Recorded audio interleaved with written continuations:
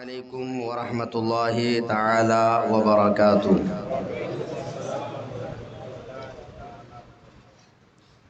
الحمد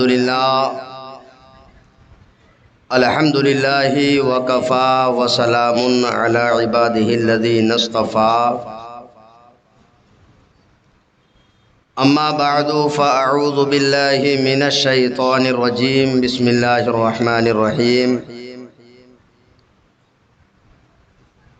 وَأَحَلَّ اللَّهُ الْبَيْعَ وَحَرَّمَ الرِّبَا۔ آمنت باللہ صدق اللہ العظیم وصدق رسولہ النبی الکریم، ونحن علی ذلک لمن الشاہدین والشاکرین، والحمد للہ رب العالمین۔ سب سے پہلے ہم اور آپ مل کر انتہائی عقیدت و محبت کے ساتھ والہانہ، عاشقانہ، مؤدبانہ انداز میں ہدیہ درود و سلام کی ڈالی نور کی تھالی میں سجا کر پیش کریں اور بلند آواز سے درود پاک پڑھیں۔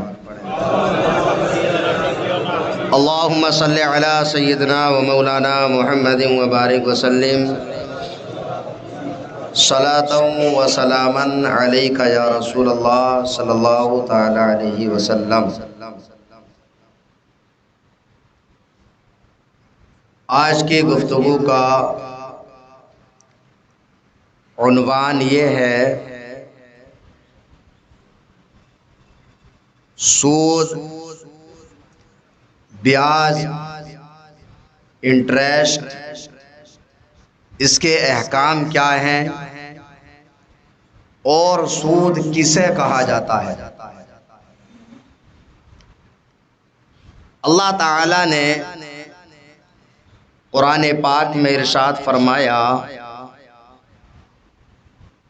الذین یأکلون الربا لا یقومون الا کما یقوم الذی یتخبطہ الشیطان من المس۔ وہ لوگ جو ربا، سود کھاتے ہیں، وہ حشر کے میدان میں اس طرح سے کھڑے ہوں گے کہ جیسے انہیں شیطان نے مس کر کے مخبوط کر دیا ہو۔ جیسے آپ نے دیکھا ہوگا کہ کسی پر شیطانی اثرات ہوں، اس کی حالت کیا ہوتی ہے، تو اس طرح سے وہ حشر کے میدان میں کھڑا ہوگا۔ ذالک بانہم قالوا انما البیع مثل الربا۔ تو جب کفار نے کہا کہ یہ جو ربا ہے، بیاج ہے، سود ہے، تو جس طرح سے سود ہے تو تجارت کرنا یہ بھی تو سود کی طرح ہے۔ تو اللہ تعالی نے فرمایا وَأَحَلَّ اللَّهُ الْبَيْعَ وَحَرَّمَ الرِّبَا، کہ اللہ تعالی نے تجارت کو حلال فرما دیا اور سود کو حرام فرما دیا۔ تو تجارت حلال ہے اور سود حرام ہے، اور یہ کہنا کہ تجارت بھی سود کی طرح ہے، یہ کفار کا طریقہ ہے۔ کفار نے یہ اعتراض کیا، اور اللہ تعالی نے آگے ارشاد فرمایا یمحق اللہ الربا ویربی الصدقات، کہ اللہ تعالی ربا، سود کو ہلاک فرماتا ہے، مٹاتا ہے، ویربی الصدقات، اور آپ کے صدقات اور آپ کے خیرات کو اللہ تعالی بڑھاتا ہے، اس میں بڑھوتری عطا فرماتا ہے۔ اور جب یہ آیت پاک نازل ہوئی تو اللہ تعالی نے یہ ارشاد فرمایا یا ایھا الذین آمنوا اتقوا اللہ وذروا ما بقی۔ اللہ تعالیٰ نے ارشاد فرمایا کہ اے ایمان والو، اللہ سے ڈرو، وَذَرُوا مَا بَقِيَ مِنَ الرِّبَا، اور جو چونکہ کچھ لوگ کاروبار کرتے تھے جب تک حکم نہیں آیا، اور حکم آ گیا تو اللہ تعالیٰ نے فرمایا کہ تم نے جو ان سے ربا سود کو طے کر رکھا ہے تو اس کو تم ترک کر دو، اس کو چھوڑ دو، ان کنتم مومنین، اگر تم ایمان والے ہو۔ اور آگے اللہ تعالیٰ نے ارشاد فرمایا فَإِن لَّمْ تَفْعَلُوا فَأْذَنُوا بِحَرْبٍ مِّنَ اللَّهِ وَرَسُولِهِ۔ اللہ تعالیٰ نے قرآن میں شراب کو حرام قرار دیا، جوئے کو حرام قرار دیا، زنا کو حرام قرار دیا، لیکن اتنے سخت الفاظ کے ساتھ میں وعید کو بیان نہیں فرمایا۔ اللہ تعالیٰ نے فرمایا فَإِن لَّمْ تَفْعَلُوا فَأْذَنُوا بِحَرْبٍ مِّنَ اللَّهِ وَرَسُولِهِ، اگر تم ایسا نہیں کرتے ہو، ایسا نہیں کرو گے تو اللہ تعالیٰ سے، اللہ اور اس کے رسول صلی اللہ تعالیٰ علیہ وسلم سے تمہارا اعلان جنگ ہے۔ تو آپ اندازہ لگائیے، کیا کوئی انسان اتنی طاقت رکھتا ہے کہ وہ اللہ اور اس کے رسول سے جنگ کرے؟ اللہ تعالیٰ نے ربا کو حرام قرار دیا، تو اب جاننا یہ ہے کہ ربا کہتے کسے ہیں، سود ہوتا کیا ہے؟ کیونکہ کبھی کبھی کیا ہوتا ہے کہ انسان کو علم سیکھنے کی فرصت نہیں، اور اس کے ذہن میں جو حال کہ جن کو میں شیطان کہوں گا، کہ شیطان جو ہے جنات ہی میں سے نہیں ہوتے ہیں بلکہ انسانوں میں بھی شیطان ہوتے ہیں۔ الذی یوسوس فی صدور الناس من الجنۃ والناس، تو جو لوگ وسوسہ ڈالتے ہیں وہ صرف جنات ہی نہیں ہوتے، انسان بھی ہوتے ہیں۔ تو انسان کے ذہن میں یہ وسوسہ ڈال دیتے ہیں کہ آپ جو سود کا کاروبار کر رہے ہو یہ حقیقتاً سود نہیں بلکہ یہ تو ایک تجارت ہے۔ جس طرح کہ اس وقت کفار و مشرکین نے کہا کہ جس طرح سے سود ہے اسی طرح سے تجارت بھی ہے، تو اللہ تعالیٰ نے تجارت کو حلال قرار دیا اور سود کو حرام قرار دیا۔ اب سود کہتے کسے ہیں، بیاج کہتے کسے ہیں، یہ جاننا بے حد ضروری ہے۔ مثلاً آپ اپنی رقم یا اپنا مال یا اپنا سونا یا چاندی کسی کے پاس رکھتے ہیں، اس کی کئی صورتیں ہو سکتی ہیں۔ اس میں ایک صورت تو یہ ہے کہ آپ نے بطور امانت کسی کو اپنا پیسہ یا رقم دی، اور ایک صورت یہ ہے کہ آپ نے بطور قرض کسی کو رقم دی، اور ایک صورت یہ ہے کہ آپ نے کسی کو اپنی رقم پیش کی بطور شراکت داری، جس کو انویسٹ کہتے ہیں۔ تو یہ تین صورتیں ہیں، اور یہ تینوں کی تینوں اپنی اصل حالت پر ہوں تو جائز ہیں۔ ایک یہ کہ اپنا مال کسی کے پاس بطور امانت رکھنا، تو اگر کوئی انسان اپنا مال بطور امانت رکھتا ہے تو اس امانت میں خیانت یا اس امانت کو تبدیل کرنا یہ جائز نہیں ہوتا ہے۔ مثلا کسی نے پیسہ دیا تو اب آپ کو یہ اختیار نہیں کہ آپ اس پیسے سے اپنی تجارت کرتے رہیں، بطور امانت ہے، جب وہ انسان چاہے گا اپنا پیسہ آپ سے طلب کرے گا۔ ایک صورت ہے قرض کی، کہ آپ نے کسی کو قرض دیا، تو قرض جب کسی کو دیا جاتا ہے وہ استعمال اور خرچ کرنے کے لیے دیا جاتا ہے۔ تو آپ نے کسی کو قرض دیا، اس نے قرض لیا، قرض لے کر کے اپنا کاروبار کیا، اپنا بزنس کیا یا اپنے اوپر صرف کیا، اور آپ نے اس کو قرض دیا اس شرط پر کہ وہ آپ کا قرض واپس لوٹا دے بنا کسی فائدے کے۔ آپ نے اس پر کوئی شرط نہیں لگائی۔ جب آپ نے اس پر کوئی شرط نہیں لگائی، وہ اس پیسے سے اپنا کاروبار کرتا ہے، تو اس کو قرض حسنہ کہتے ہیں، اور یہ جائز اور درست ہے۔ اور انسان کو اس طرح سے قرض دینا یہ جب کوئی انسان قرض دیتا ہے کسی مسلمان کو تو یہ ثواب کا کام بھی ہے، اس کے نام اعمال میں نیکیاں بھی لکھی جاتی ہیں، کیونکہ وہ ایک اپنے مسلمان بھائی کی مدد کر رہا ہے۔ ایک صورت یہ ہے کہ انسان اپنا مال کسی کو دیتا ہے بطور انویسٹ،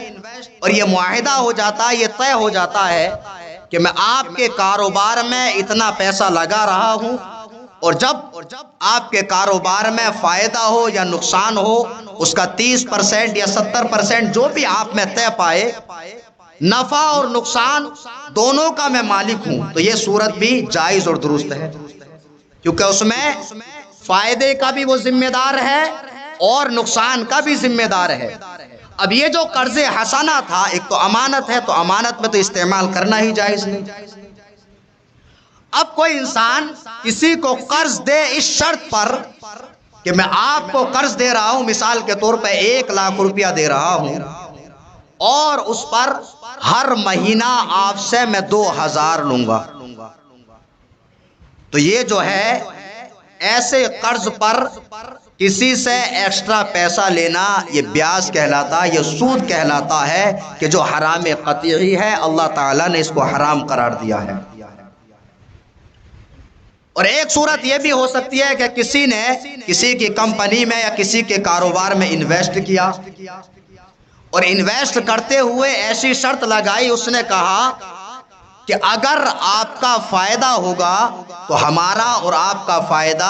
آپ کی محنت ہے اور میرا پیسہ ہے، 50% یا 30% یا 70% جو بھی اس نے ان میں معاہدہ طے ہوا، اور اس نے یہ شرط لگا دی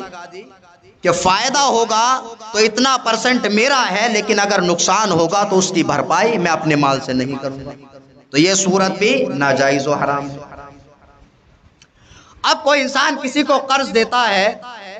اور قرض دے کر کے شرط لگا کر کے اس پر ایکسٹرا رقم لیتا ہے، ہر مہینہ 2,000 1,00,000 پر، یا 1,000 یا 500 ہی کیوں نہ ہو، تو یہ سود کہلاتا ہے اور یہ ناجائز و حرام ہے۔ اور اگر کوئی اس طرح کرتا ہے تو اللہ تعالیٰ نے فرمایا فَأْذَنُوا بِحَرْبٍ مِّنَ اللَّهِ وَرَسُولِهِ،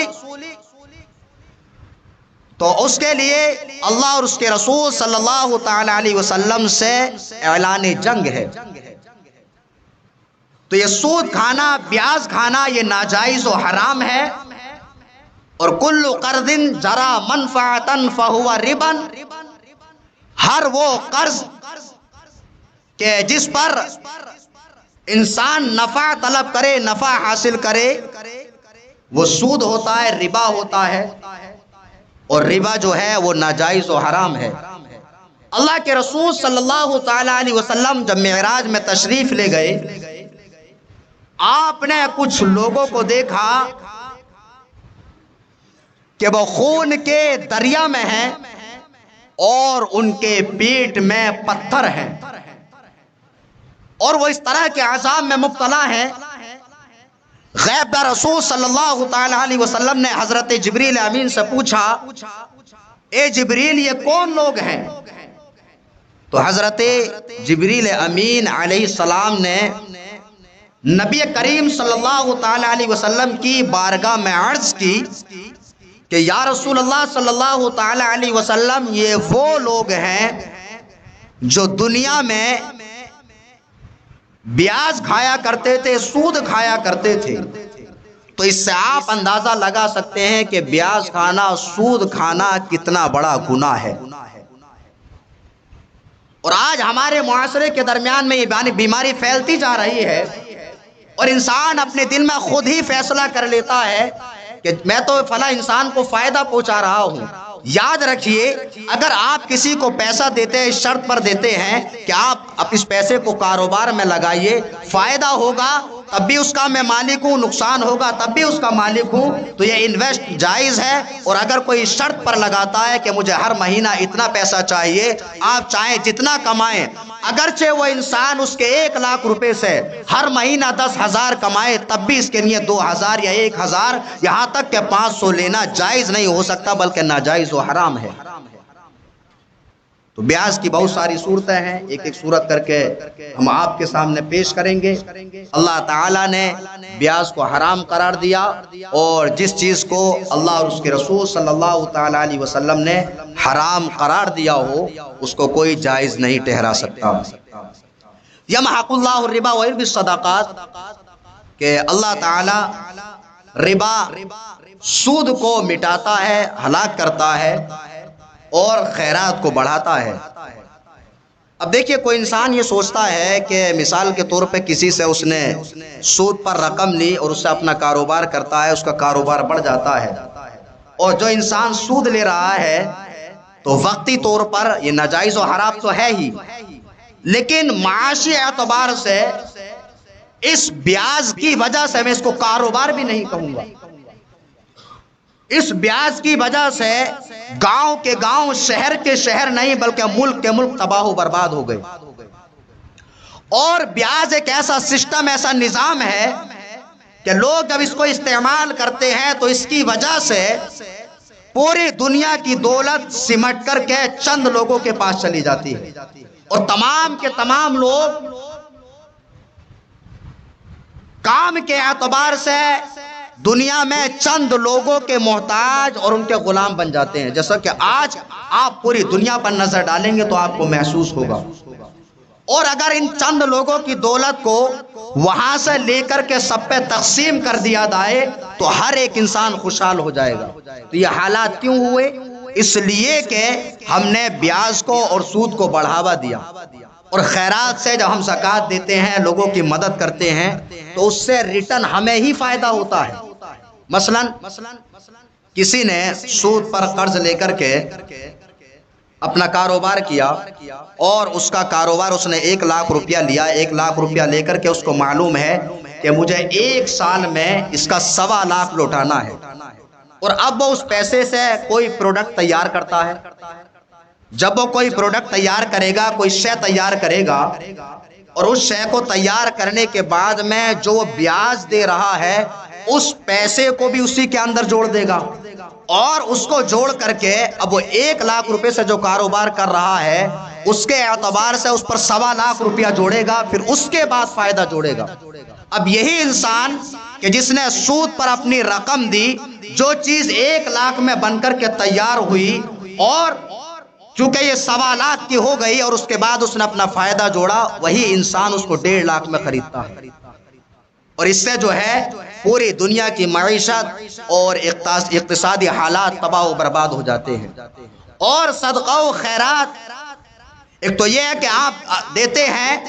تو اللہ تعالیٰ اس کو بڑھاتا ہے۔ اللہ کے رسول صلی اللہ تعالیٰ علیہ وسلم نے ارشاد فرمایا کہ جب آپ اللہ کی راہ میں نیک نیت سے اپنے مال کو خرچ کرتے ہیں تو اللہ تعالیٰ اس طرح سے اس کو بڑھاتا ہے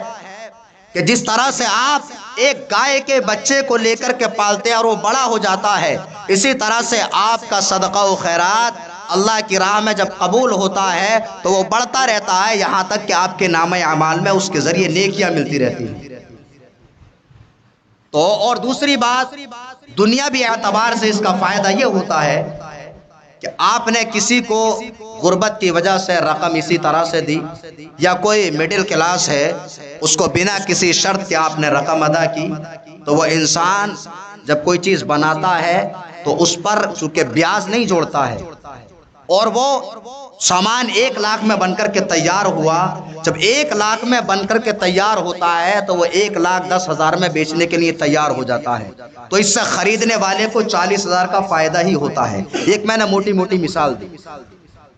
تو اس لیے انسان کو چاہیے کہ اگرچہ بیاج میں اس کو ظاہری طور پر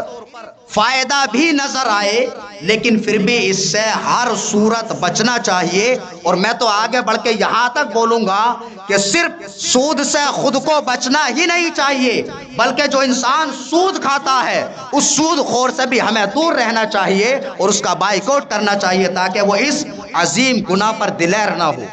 اور اس گناہ کی طرف نہ بڑھے۔ بہرحال بیاس کے اوپر انشاءاللہ ہماری گفتگو چلتی رہے گی۔ اللہ رب العزت کی بارگاہ میں دعا ہے کہ پروردگار عالم ہم تمام کو